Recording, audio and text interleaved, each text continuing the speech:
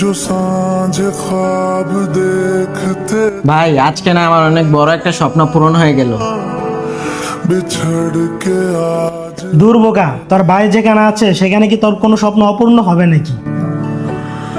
এই ইয়ামিন, তুমি যে এই কাজটা করতেছো এই কাজের রিসিট কোথায়?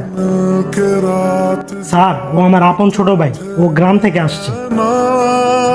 ওর অনেক ইচ্ছা এরকম একটা সেলুনে চুল কাটবে, এই জন্য আমি কোনো রিসিট কাটিনি।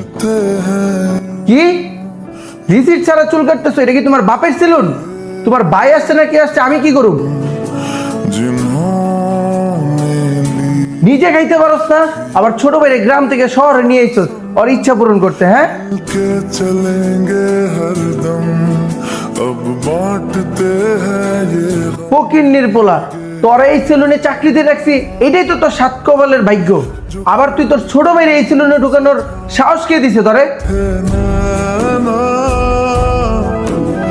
घुटन में बंद তোর ছোট ভাইরে নিয়ে এখনই এই ব্রাঞ্চ থেকে বের হয়ে যা।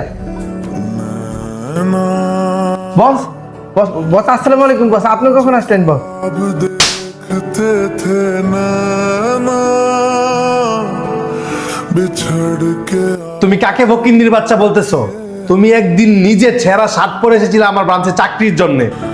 नैना আজ কি ভুলে গেছো সেই দিনগুলোর কথা? जो मिलके আর আমি আমার ব্রাঞ্চটা শুধু বড় লোকদের জন্য বানাইনি, গরিবদের জন্যও বানিয়েছি।